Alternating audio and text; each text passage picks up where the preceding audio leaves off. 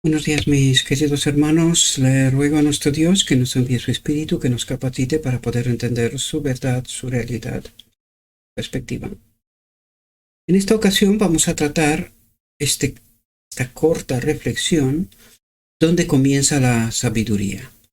Vamos a ver qué es lo que Dios trata de explicarnos con este asunto. Dice, el temor de Jehová es el principio de la sabiduría y el conocimiento del Santísimo es la inteligencia. Dice, hay una amplia diferencia entre aquello a lo que puede llegar el hombre con las facultades que Dios le ha dado y lo que realmente alcanza sin Dios. El conocimiento que se puede adquirir en este mundo, ¿verdad? Sin Dios, lo repito. Por lo tanto, necesitamos entender que la conexión que llegamos a tener con Dios aumenta, expande nuestras facultades para poder comprender mejor el Evangelio, los misterios de Dios que son revelados a los santos, ¿verdad? Y que cuando nos ocupamos de asuntos de este mundo, pues nuestro conocimiento es condicionado, limitado y desgraciadamente no expande nuestra mente, nuestras facultades, ¿verdad? Dice, la palabra de Dios presenta el medio más poderoso de educación. Medio más poderoso de educación. Aquí necesitaríamos entender una realidad que desgraciadamente la Odisea no comprendió, ¿verdad? Y se lanzó en una aventura de abrir seminarios teológicos para adquirir títulos y doctorados como el mundo lo hace en realidad, copiando desgraciadamente a Babilonia, ¿verdad? Pero aquí vemos que el estudio personal de la palabra de Dios presenta el medio más poderoso de educación. Es decir, no hay nada más poderoso que la misma Biblia. No hay nada más poderoso que esta conexión con Dios que expande nuestras facultades. Porque cuando nosotros no colaboramos con Dios, simplemente tratamos de educar nuestra mente sin Dios, no comprendemos. Y esto nos revela la historia de toda la humanidad en realidad, ¿verdad? Dice, así como la fuente más valiosa de conocimiento dentro del alcance del hombre. El entendimiento se adapta a las dimensiones de los temas con los que debe tratar.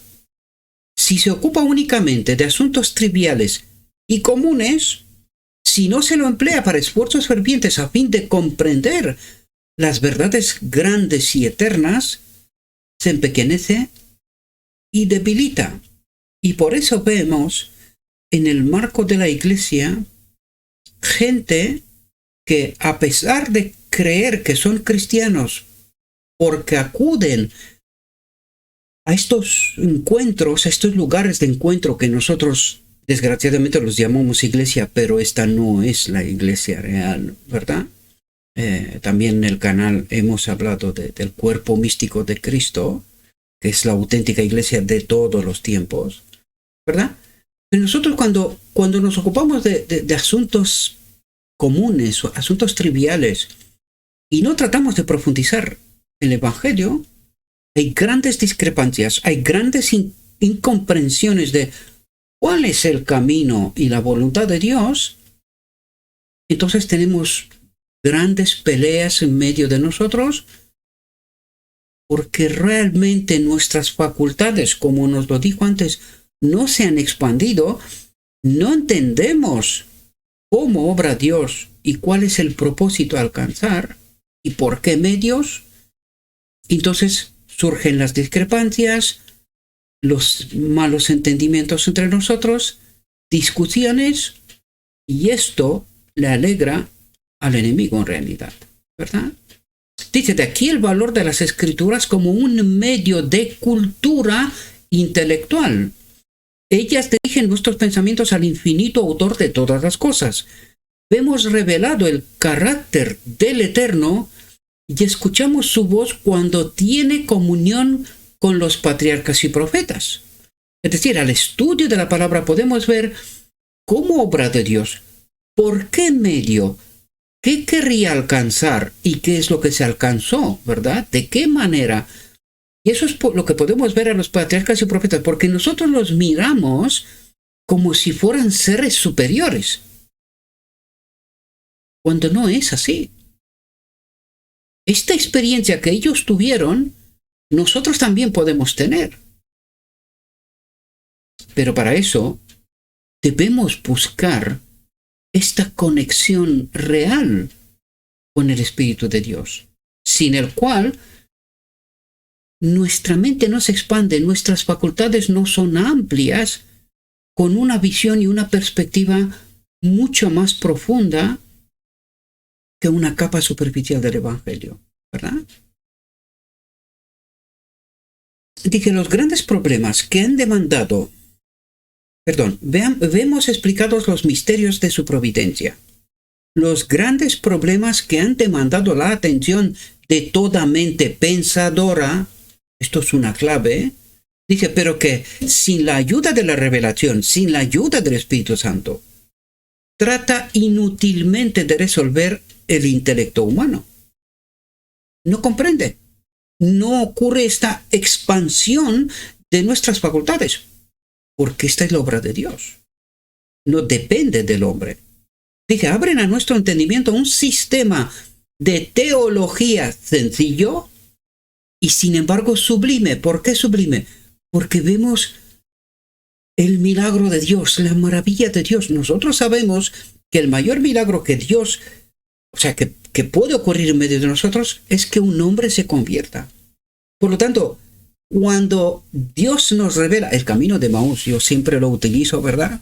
Esta metáfora de la Biblia que trata de revelarnos una realidad bien profunda, queridos. Cuando caminamos con Cristo, Cristo se revela, nos explica el Evangelio de una manera que cuando terminará, nos vamos a dar cuenta con quién caminamos. A menudo miramos a nuestro alrededor, tenemos la sensación que estamos solos. Es algo que yo también experimento. Gracias a Dios que a veces abre mi mente y abre la puerta para que alguien me ayude, me sustenta de algún modo en momentos de crisis personal, ¿verdad? Por eso hablaba en la reflexión anterior de un periodo de ayuno y oración, de purificar mi mente, de tener una mayor claridad, expandir esas facultades, porque cada vez me siento más solo. Esta es la desgraciada realidad. Cada vez me encuentro más solo y el enemigo se encarga de traerme en mi mente ideas y pensamientos que no corresponden. Para nada corresponde un hijo o una hija de Dios. Y estoy seguro que muchos de vosotros también experimentáis esta realidad. Esta es la obra del enemigo, ¿verdad? Cuando nos encuentra en crisis, véase Elías después del Carmel, ¿verdad? Nos encuentra en crisis, llegamos hasta el punto de decir, no, prefiero morir. No quiero más, estamos alcanzando los límites, ¿verdad? Pero gracias a Dios que en este caminar, en una teología sencilla, ¿verdad?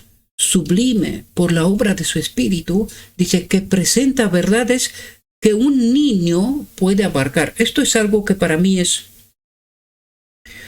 un choque frontal. No puedo entender cómo que un niño puede entender estas cosas, pero llevo tanto tiempo tratar de ayudar a la gente que entienda, por más que me esfuerzo, no funciona. No funciona. Y por eso tengo dudas. Muchas veces digo, Señor, soy yo soy el problema. Dice, pero que son tan amplias como para desconcertar las facultades de la mente más poderosa. Mientras más estrechamente se escudriña la palabra de Dios y mejor se la entiende, más vívidamente comprenderá el estudiante que hay más allá, infinita sabiduría conocimiento y poder. Dice, si tan solo los jóvenes de nuestra realidad, pero también jóvenes en el sentido de los que empiezan este camino, ¿verdad? Dice, aprendieran del Maestro Celestial, como lo hizo Daniel, sabrían que el temor del Señor, cuando nos habla de temor, habla de este respeto, de esta reverencia, de esta confianza que cuando el Maestro habla, es verdad pura sin contaminación. Podemos confiar plenamente en Él. No hay engaño. Es el camino seguro, ¿verdad? Por tanto, dice, sabrían que el temor del Señor es el principio de la sabiduría. Se elevarían a cualquier altura de adquisiciones intelectuales, podrían alcanzar el más elevado y noble ejercicio de cada facultad. Aquí termina nuestra corta reflexión, mis queridos hermanos. Le ruego a nuestro Dios que nos envíe su Espíritu, que nos capacite, que podamos entender su realidad, su perspectiva. Y cuando la entendamos, mis amados, tomemos una decisión y sigámosle. Os deseo que tengáis un próspero día. En todo lo que os he dicho, os lo he dicho en nombre de Cristo Jesús.